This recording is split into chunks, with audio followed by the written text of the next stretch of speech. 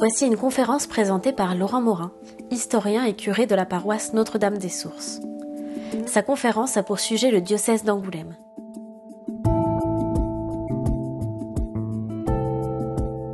Bonjour donc à tous, à chacun, chacune, les visages connus et les visages inconnus, nouveaux. Donc je suis le père Laurent Morin, j'interviens ici davantage en tant qu'historien notamment de la Charente. Donc je suis né il y a 57 ans à Angoulême. J'y ai fait ma scolarité, ensuite j'ai fait des études d'histoire à Poitiers, à l'université de Poitiers, jusqu'à une thèse sur les abbayes, notamment donc d'Angoumois. Ensuite, après le CAPES d'histoire-géographie, donc j'ai enseigné l'histoire-géographie en lycée et je suis rentré à Bassac, dans la congrégation qui à l'époque était à l'abbaye de Bassac, il y a 30 ans.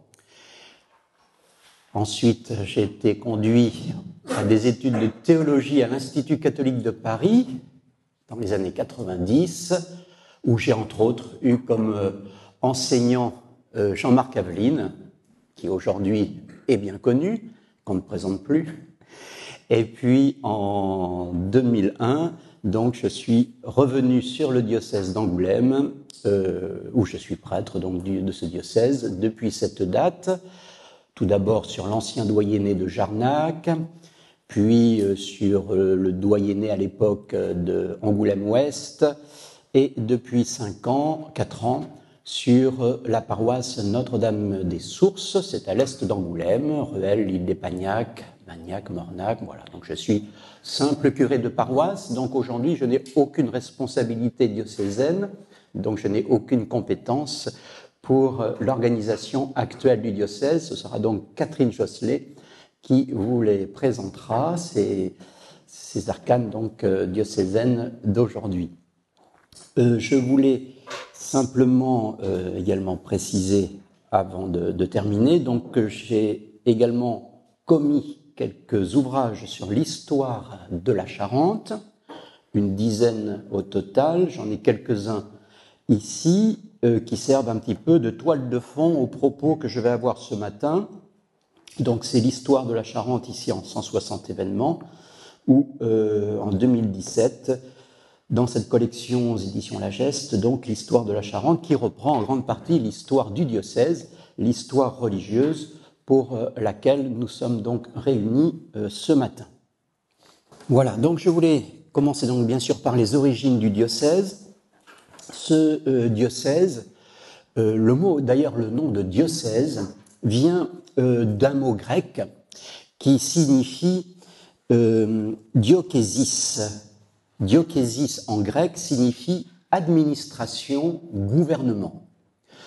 Lorsque l'on parle étymologiquement d'un diocèse, on parle d'une administration. Ce mot de diocésis existait donc chez les Romains, chez les Grecs, avant même qu'il soit utilisé par les chrétiens. C'est un concept donc plus ancien que le christianisme. C'est une récupération du christianisme dans notre vocabulaire.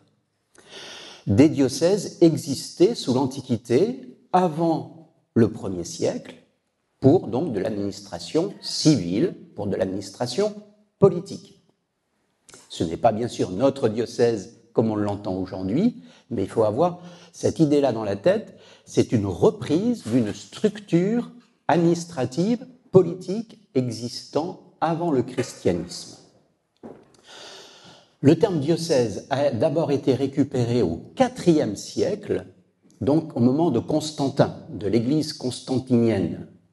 Vous savez que l'empereur romain fait reconnaître pour la première fois le christianisme comme religion, pas encore religion d'État, mais comme religion, et cette religion, eh bien, elle va chausser les institutions déjà existantes, en l'occurrence donc les diocèses.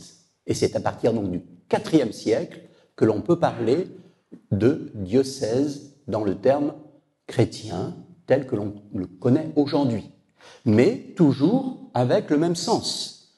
Une circonscription territoriale et une administration, un gouvernement, avec, pour la nouvelle structure qui va être la nôtre, eh bien l'évêque à la tête de ce diocèse.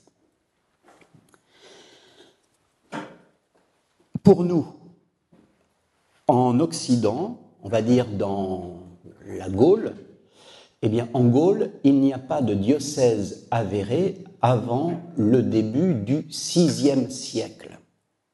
Que se passe-t-il au début du VIe siècle ? Eh bien, nous avons les Francs, avec Clovis, qui prennent le pouvoir sur une grande partie du territoire qui va devenir la France, et notamment sur un grand tiers sud-ouest. Et à la tête des Francs, Clovis vient de se convertir à la religion chrétienne selon les canons du concile de Nicée. Le concile de Nicée, au début du IVe siècle, définissait la foi chrétienne avec la Trinité, Dieu en 3 personnes, Père, Fils et Saint-Esprit, à égalité. Et ces 3 personnes sont de la même façon Dieu.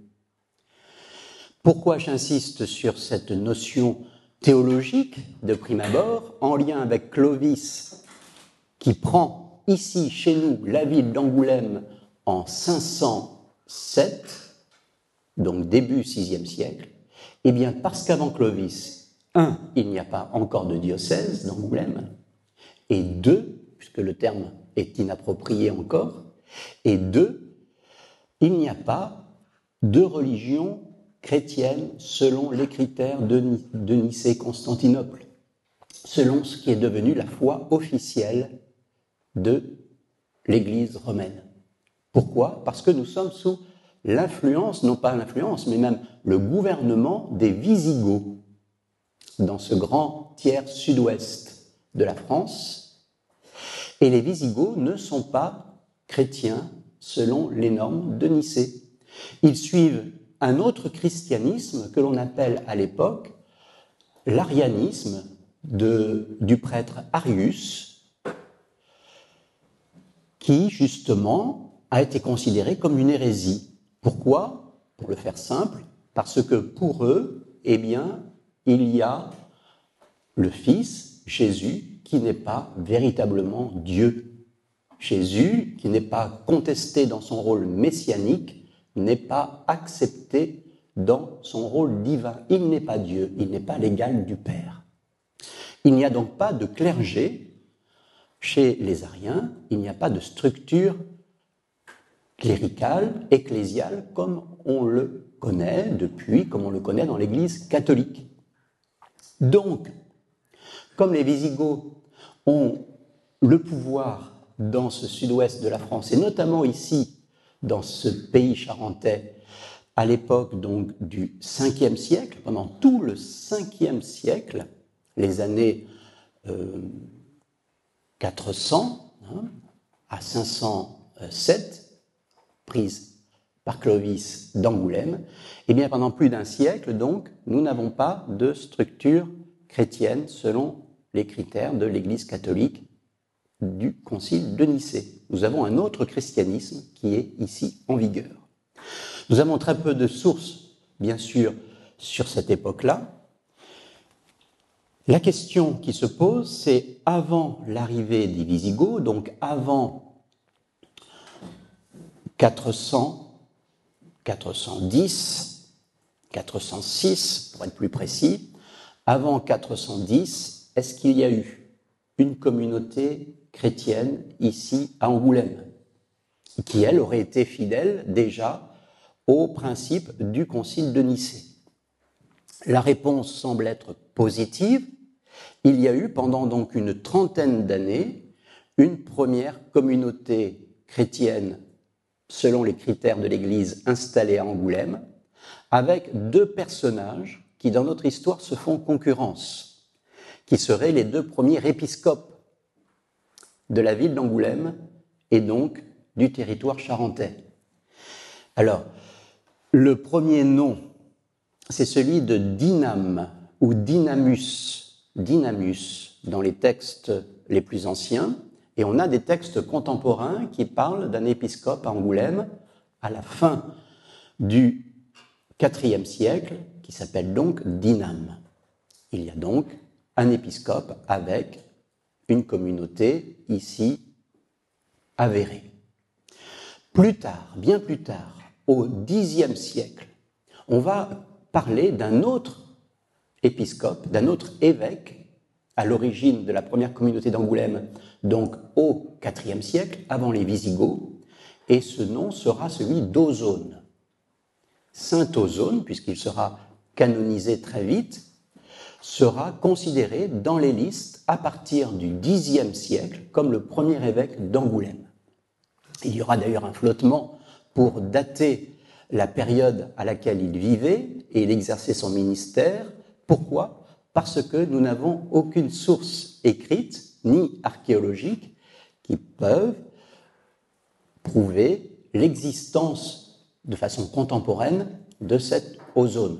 Il faut attendre 5 siècles pour avoir le récit de sa vie, ce qui pose quelques difficultés, quelques problèmes d'attendre aussi longtemps pour avoir une source écrite sur ce personnage. Alors, on peut supposer qu'il y a eu successivement un évêque qui s'appelait Dinam, un évêque qui s'appelait Ozone, qui sont à l'origine, donc au IVe siècle, d'une première communauté chrétienne ici à Angoulême. C'est donc les débuts de ce christianisme charentais. Alors, je ne sais pas si on le voit bien, voilà le plan justement de la ville d'Angoulême avec les vestiges justement tels que l'on peut les matérialiser au Ve siècle, et notamment les vestiges paléo-chrétiens.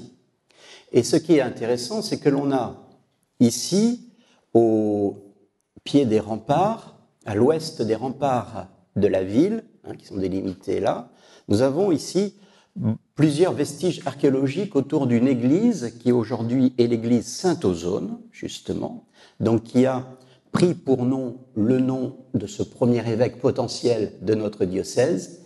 Et autour, on a donc de nombreuses tombes, des tombes de l'Antiquité. C'était donc une nécropole de l'Antiquité, de l'époque romaine. Et dans cette nécropole, on a exhumé des sarcophages paléo-chrétiens que l'on peut dater donc soit du IVe, soit du Ve, soit du VIe siècle.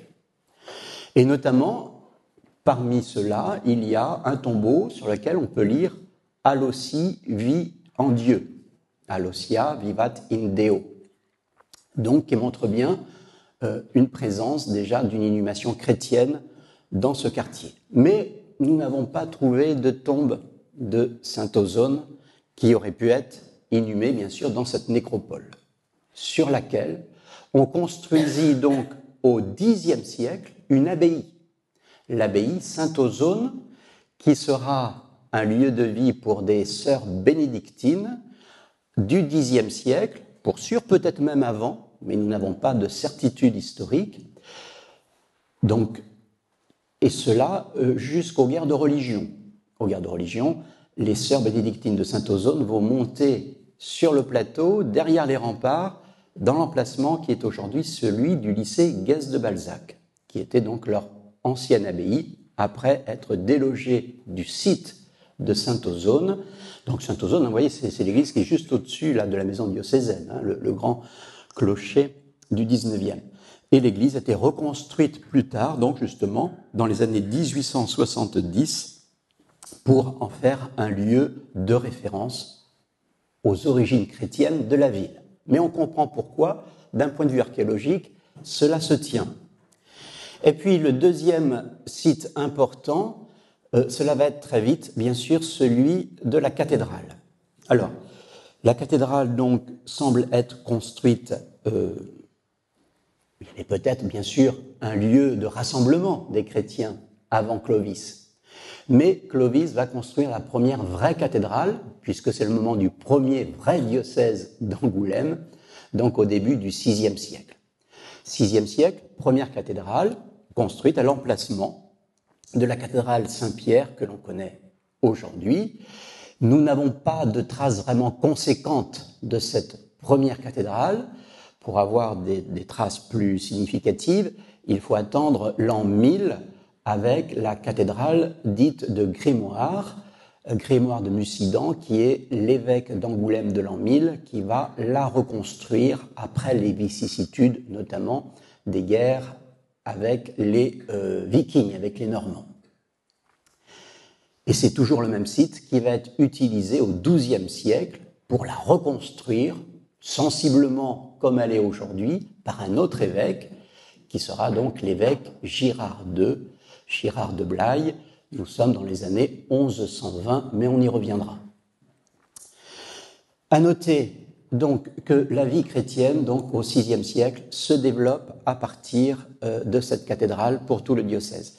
Donc avant le VIe siècle, il n'y a pas de présence chrétienne, ou si elle existe, elle est soit considérée comme hérétique par Rome, soit elle était avant celle des Visigoths et des Ariens, marginale, une petite communauté, puisque l'obligation de supprimer les cultes païens ne date que de la fin du IVe siècle, et c'est à ce moment-là où l'on ferme les lieux de culte païens en Charente. Alors on peut citer le site des Bouchots, près de Rouillac, on peut citer le site de Casino-Magus, en Charente-Limousine. C'était des sanctuaires, c'était des lieux de culte où les gens venaient en pèlerinage, venaient pour leur prière, leur dévotion dans la religion de l'Antiquité, dans la religion romaine.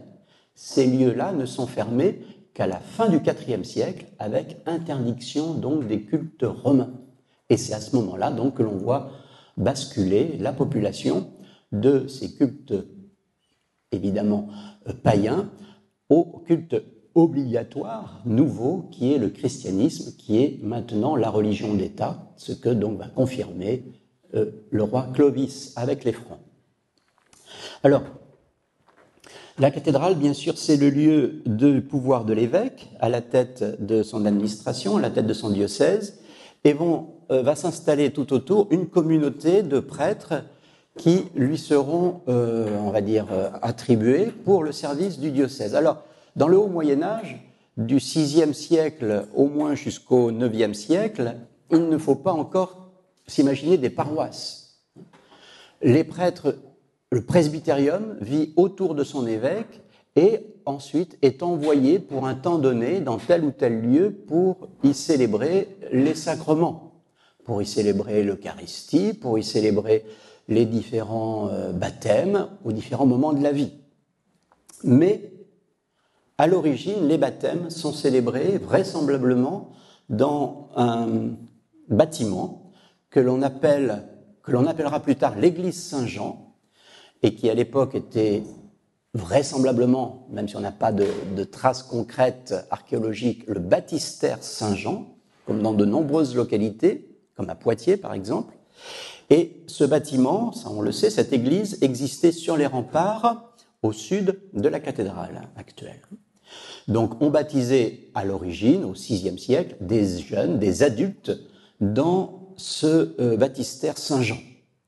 Aujourd'hui disparu, transformé plus tard en église, lorsque, on s'est mis non plus à baptiser des jeunes ou des adultes, mais des tout petits enfants, et à proximité de leur lieu de vie, de leur village, mais cela, il faut attendre au moins le 8e siècle et l'époque carolingienne.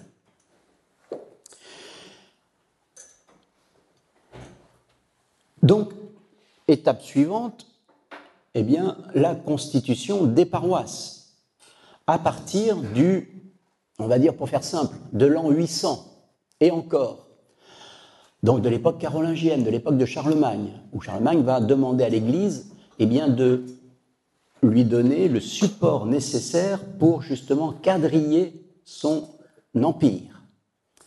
Et c'est là où l'on a effectivement la création des premières paroisses qui ne correspondent pas encore à nos paroisses que l'on a connues jusqu'au milieu du XXe siècle, qui sont encore de vastes territoires qui correspondraient sensiblement à ce qui était autrefois les anciens doyennés. Alors, ce diocèse d'Angoulême, dont je vous ai mis ici une carte, vous pouvez le trouver bien petit. Ce diocèse d'Angoulême, eh bien, c'est celui qui est hérité du VIe siècle, de la fondation donc, du diocèse sous l'époque franque de Clovis. Pourquoi bien petit? Parce qu'on a ici Angoulême, le Grand Angoulême, donc qui l'entoure, une excroissance jusqu'à Cellefroid-Chasseneuil, à l'est.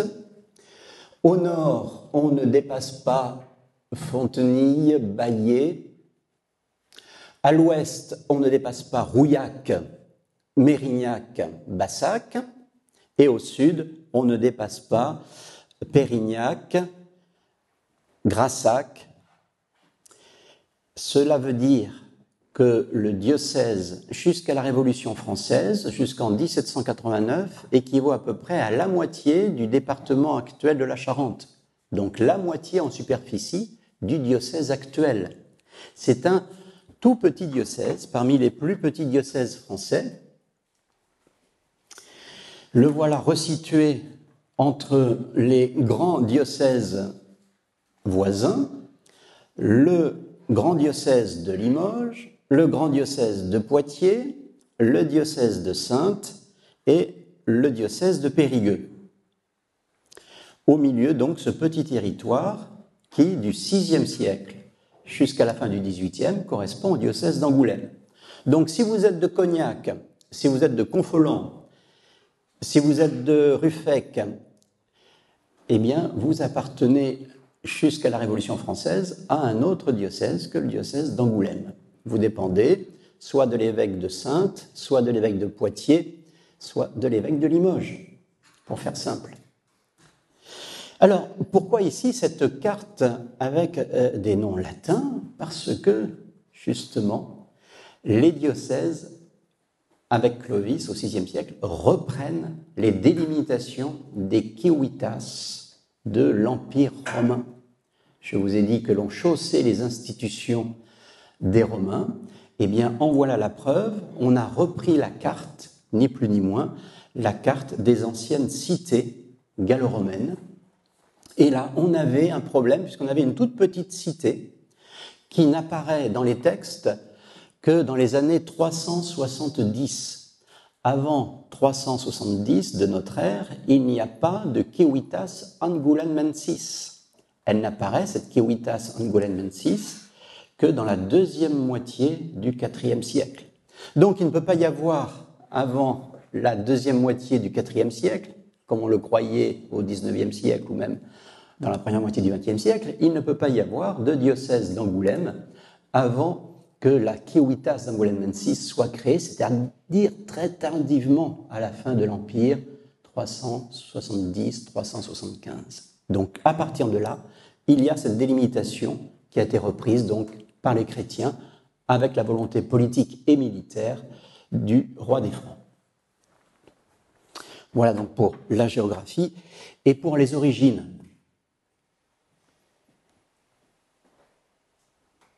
Alors, ce qui, bien sûr, ne nous exonère pas donc de parler de la création des paroisses, comme je vous l'ai indiqué. Alors, tout d'abord, d'une façon assez lâche, assez souple au 8e siècle, à l'époque carolingienne, et d'une façon beaucoup plus rigoureuse, précise, à partir, on va dire, pour faire simple, de l'an 1000. À partir du début du XIe siècle, on va avoir une carte des paroisses beaucoup plus précise, on va dire au mètre près, selon tel chemin, tel ruisseau, telle forêt, et cela va compartimenter le diocèse d'Angoulême en 200 paroisses. Alors attention, le diocèse d'Angoulême, tel qu'il existait au XIe siècle, c'est-à-dire la moitié du diocèse actuel, la moitié du département de la Charente actuel. Donc, si on reporte au département de la Charente, diocèse actuel, ce n'était pas 200, mais 400 paroisses qui sont constituées autour de l'an 1000. Et l'on va fonctionner pendant 8 siècles, de l'an 1000 jusqu'en 1790, avec donc ces paroisses, ces 200 paroisses qui ne bougeront pas pendant toute cette période, et même au-delà, puisque la carte paroissiale de l'an 1000 va tenir bon an, mal an, jusqu'en l'an 2000. Donc nous aurons un millénaire avec le même territoire paroissial. Alors ce territoire paroissial, il n'est pas très compliqué à retrouver. Il suffit de retrouver la carte de nos communes françaises, de nos communes charentaises, telle qu'elle existait jusqu'aux dernières modifications et incitations au regroupement de communes. Là aussi, les cartes des communes de Charente, donc il y en avait 420, je crois, qui étaient donc les 420 anciennes paroisses. À la tête de chacune de ces paroisses, on va construire une église paroissiale, donc il ne faut pas chercher d'église paroissiale dans ces communes, dans ces villages, avant le XIe siècle, puisqu'il n'y avait pas de paroisse. Et on va mettre à la tête de ces églises au XIe siècle, de ces nouvelles églises, on va mettre un prêtre que l'on va appeler, on va inventer le curé donc de la paroisse, du village, à partir du XIe siècle, qui va demeurer sur place. C'est un nouveau système qui se met en place, la résidence du curé, qui va devenir un peu un chef de village. C'est lui qui aura accès à la culture, c'est lui qui aura accès aux soins, et aussi qui aura accès au sacrement du baptême dès la naissance. On ne va plus attendre pour se faire baptiser.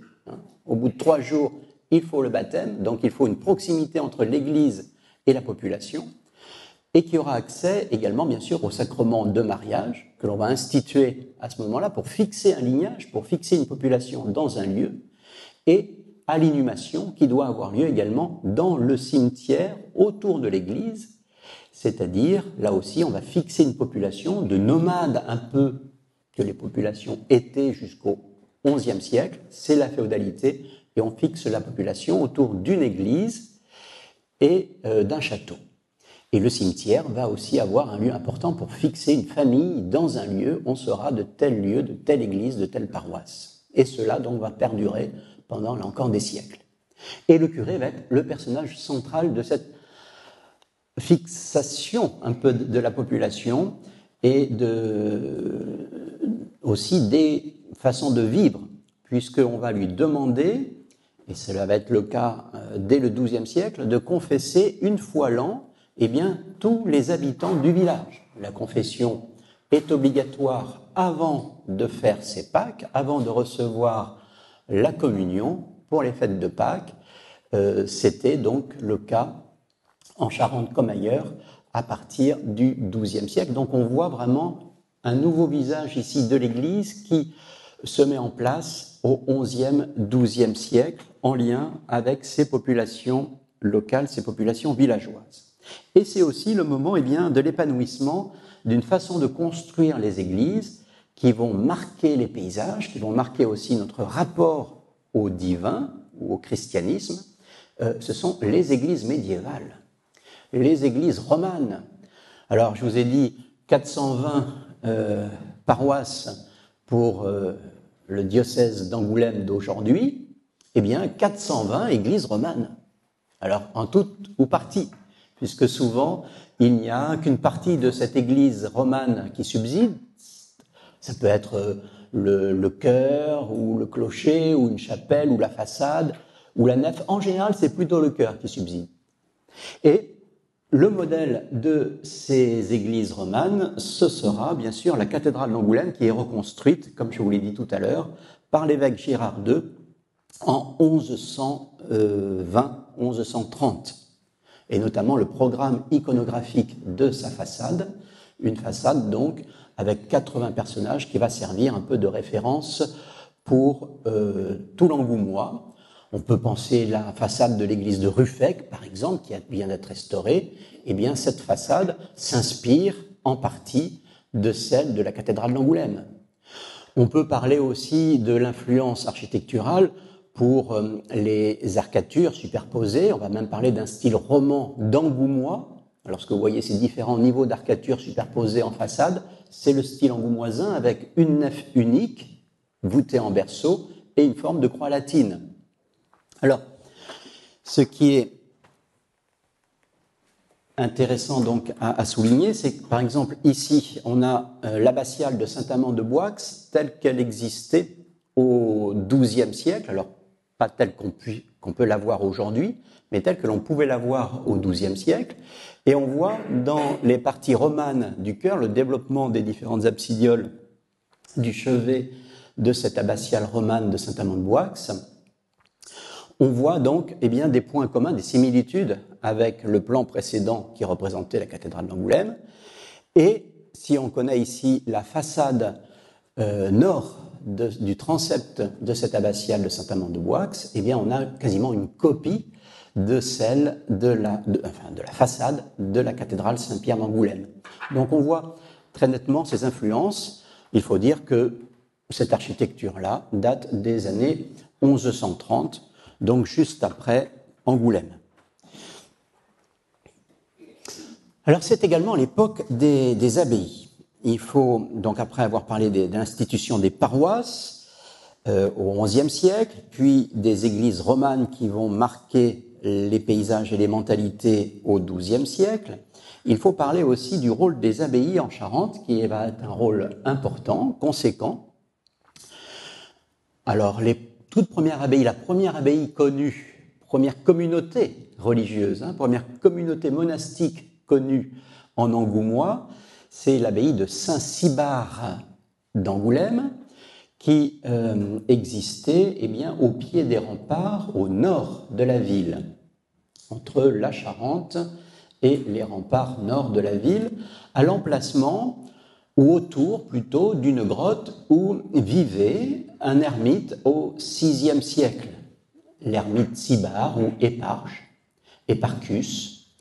Et cet ermite qui libérait des esclaves, qui achetait leur liberté, passait pour un saint, et des disciples sont venus autour de lui s'installer et former une première communauté religieuse dès le VIe siècle. On a pour cela des vestiges, des témoignages, aussi bien de textes que d'archéologie, ce qui est intéressant. Donc Cybard est le premier personnage chrétien vraiment significatif de notre Angoumois, Saint Cybard. Et il va donner lieu donc, son tombeau, son culte va donner lieu à une grande abbaye qui sera, alors c'est pas celle que vous voyez actuellement sur le plan, mais cette grande abbaye qui sera donc la plus riche et la plus prospère d'Angoumois, donc des origines donc du 8e siècle pour sûr, au moins jusqu'aux guerres de religion. Il y aura parfois, à différentes époques, près de 80 moines bénédictins dans cette abbaye de Saint-Cybard, donc la première.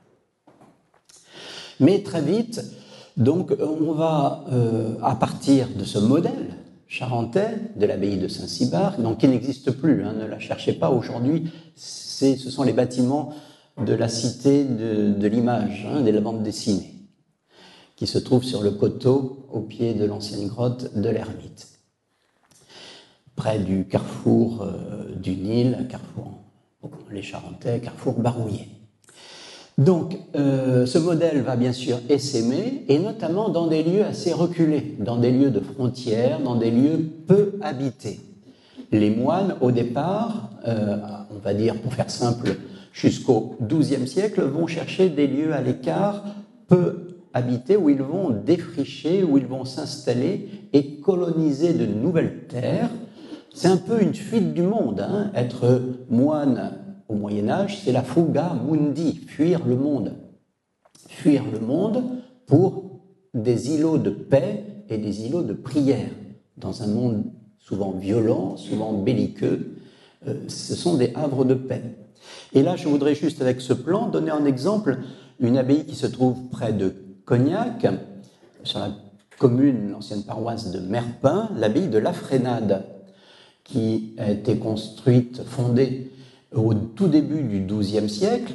Elle illustre bien cette volonté de conquérir des terres inhabitées jusqu'alors. L'abbaye de La Frénade est construite sur des anciens marécages dans cette vaste vallée de la Charente, dans cet ancien lit de la vallée de la Charente, et justement le but, on le voit ici, tout ce qui est avec les canaux en bleu, ce sont justement ces marécages qui sont canalisés et on instaure donc un nouveau parcellaire et un domaine autour de l'abbaye de la Frénade, comme les autres d'ailleurs, avec des vignes dès le XIIe siècle, avec des terres, des prés, bref, une grande exploitation agricole qui deviendront des exploitations agricoles pilotes pour ce pays donc charentais. Je vous parle de cette abbaye de la Frénade parce que justement celle-ci, comme les autres, sont en lien, sont en réseau avec, on va dire, des routes commerciales, des routes économiques. Je viens de vous dire et de vous montrer qu'elle était à la tête d'un grand domaine de vignes, de prairies, donc d'élevage, de céréales, de défrichement. Eh bien, il faut savoir que économiquement, c'est très rentable au XIIe siècle d'être à la tête d'une abbaye en pays charentais. Et ici, c'est la ligne des cisterciens, la route des cisterciens entre leurs nombreuses abbayes du Massif central, notamment de la Creuse, de la Corrèze, avec la maison mère d'Aubazine, et les autres abbayes qui en dépendent, une autre abbaye en Angoumois, l'abbaye de Grosbeau, une abbaye cistercienne donc au sud-est d'Angoulême, puis à Angoulême, une chapelle, la chapelle d'Aubzine, qui est aussi un lieu de relais sur cette route commerciale, puis le cours de la Charente que l'on peut à l'époque remonter en gabarre pour aller jusqu'à la Frénade et surtout, après Saintes, aller jusque sur l'île d'Oléron. Pourquoi ? Parce que c'est le sel, la route du sel, d'avoir un prieuré ou une abbaye, comme c'est le cas ici pour les cisterciens sur la côte, c'est d'avoir le sel. Et qui dit avoir le sel, dit avoir du pouvoir et de l'argent, puisqu'on peut conserver les aliments à l'époque uniquement à partir du sel. Donc on a ici une route économique qui se construit, qui se constitue au bénéfice des populations et au bénéfice aussi, bien sûr, des ordres religieux de cette époque-là, ici donc les cisterciens. Alors les bénédictins font la même chose. On peut faire la même carte, mais ce serait après beaucoup trop long, avec l'abbaye de Bassac, le long de la Charente, en lien avec ses prieurés, pour atteindre, là encore, la côte charentaise et l'île d'Oléron et les marais salants. Une autre abbaye significative de cette époque, telle qu'elle peut être reconstituée aujourd'hui, alors vous ne la verrez pas comme cela, pourtant elle est à 8 km de cette salle, au sud d'Angoulême, c'est l'abbaye de La Couronne, telle qu'elle existait donc au XIIe siècle. Et là, on a affaire, alors je vous ai parlé des bénédictins, avec l'abbaye de Saint-Cybard d'Angoulême, je viens de vous parler des cisterciens, avec Grosbeau et la Frénade, en Charente, et là, je vous parle maintenant d'une troisième catégorie de religieux, ce sont les chanoines de Saint-Augustin. Ce ne sont pas véritablement des moines, puisqu'ils ne sont pas tenus à la clôture monastique. Ils peuvent avoir des activités, soit administratives, financières ou pastorales, en dehors de leur clôture, mais ils ont aussi le tout d'une abbaye. Et ici, donc, l'abbaye Notre-Dame de la Couronne illustre bien, à partir du milieu du XIIe siècle, cette volonté d'avoir le tout d'une abbaye, comme les autres, c'est-à-dire le cloître, avec la partie pour les études, avec le dortoir, le logis de l'abbé et la partie administrative et économique du domaine, et aussi donc le réfectoire et les autres bâtiments qui servaient à la vie conventuelle. Et bien sûr, la grande abbatiale, dont il reste aujourd'hui que quelques ruines malheureusement, de style de transition, c'est un style de transition, c'est encore, on va dire, les proportions de l'art roman, mais avec déjà la croisée d'ogives, c'est ce que l'on appelle le gothique angevin ou gothique plantagenet. Aujourd'hui, ce sont des ruines. J'attire votre attention sur le fait que l'église, en volume, était la plus grande église à l'époque, c'est-à-dire la fin du XIIe siècle, du diocèse. Plus grande église de la Charente, puisque donc elle avait ce que la cathédrale d'Angoulême n'avait pas, des bas-côtés et donc une certaine ampleur au niveau du chœur aussi pour les activités canoniales. Voilà le plan d'ailleurs de cette ancienne abbatiale de la Couronne. Alors, avant de revenir sur ce plan d'Angoulême, je voudrais quand même vous donner ici la liste. On va grossir un petit peu.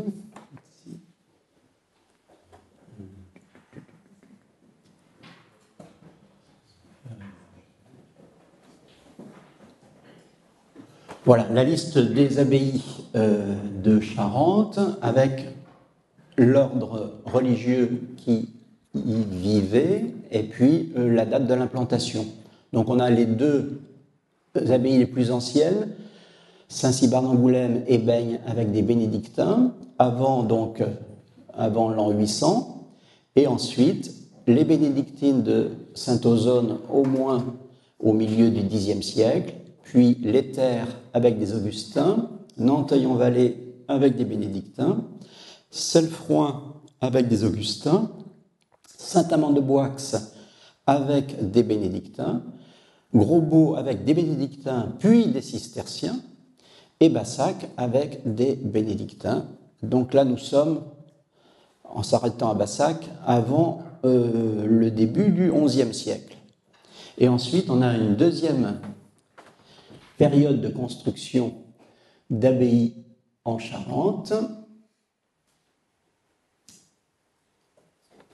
avec Puy-Pérou, des bénédictins, avec Le Bournay, des bénédictins puis des cisterciens, avec Tusson, qui ont deux monastères fontevristes. La particularité des fontevristes, c'est qu'il y a un couvent des hommes et un couvent des femmes, sous l'autorité des femmes, sous l'autorité de l'abbesse, ce qui est bien sûr révolutionnaire pour le XIIe siècle, et Robert d'Arbrissel, l'abbaye de Châtres des Augustins, l'abbaye de la Couronne des Augustins et l'abbaye de la Frénade des Cisterciens. Voilà chronologiquement la fondation des 16 abbayes qui existaient sur notre territoire. Alors, cela ne veut pas dire qu'il n'y avait pas après des prieurés. Beaucoup de lieux qui passent encore parfois pour être une abbaye étaient en fait des prieurés, c'est-à-dire des dépendances de ces abbayes. Et il y avait même beaucoup de prieurés cures. C'est-à-dire que dans un prieuré, il y avait un prieuré, c'est 4 à 5 moines. Et sur ces 4 à 5 moines, il pouvait y en avoir un qui était dévolu à la vie paroissiale et qui était le curé, donc, de la communauté villageoise de la paroisse. C'est le prieuré cure. Il y en a, par exemple, dans le Nord-Charente, dans le quart nord du département, du diocèse actuel, il y a environ une trentaine de prieurés cures attestés au Moyen-Âge, ce qui est considérable, sur environ 80 paroisses, donc près du tiers. Alors, un autre phénomène qui va... Alors, à partir, vous voyez, du milieu du XIIe siècle, il n'y a plus de création d'abbayes, sans doute parce qu'il n'y a plus de terres à prendre. Toutes les terres sont occupées, sont défrichées et sont cultivées. Alors, on va s'attacher davantage au XIIIe siècle à des couvents urbains. C'est le mouvement donc des franciscains et des dominicains qui, eux, vont s'installer dans les villes, et notamment à Angoulême, puisque à la fin du deuxième moitié du XIIIe siècle, il y a donc à Angoulême, puis à Cognac, à Barbezieux et à Verteuil. Alors, Verteuil, c'est plus tardif, c'est du XVe siècle. Mais on va dire que sur la période fin XIIIe et début XIVe, on a l'installation donc de 4 couvents de franciscains dans nos principaux bourgs ou bourgades charentaises, et notamment dans la ville chef-lieu, la ville de l'évêque, ici à Angoulême. Alors les franciscains, c'est rue de Beaulieu actuellement, c'était ensuite l'ancienne Hôtel-Dieu, vous voyez, une église qui aujourd'hui est privée et qui a juste un clocher assez effilé, c'était l'église donc des franciscains. Le couvent des dominicains d'Angoulême, qui est fondé à la même époque, c'est-à-dire deuxième moitié du XIIIe siècle, c'est l'emplacement actuel du palais de justice.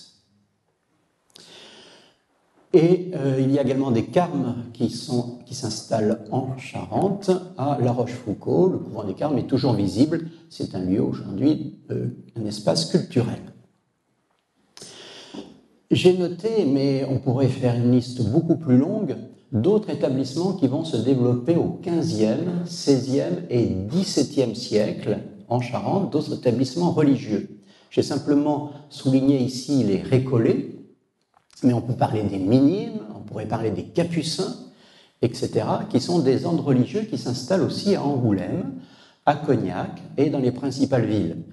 Comme au XIIIe siècle, ce sont des communautés plutôt donc, qui s'installent plus en ville ou dans des gros bourgs. Ici donc Cognac, Charnac, Confolens pour les Récollets.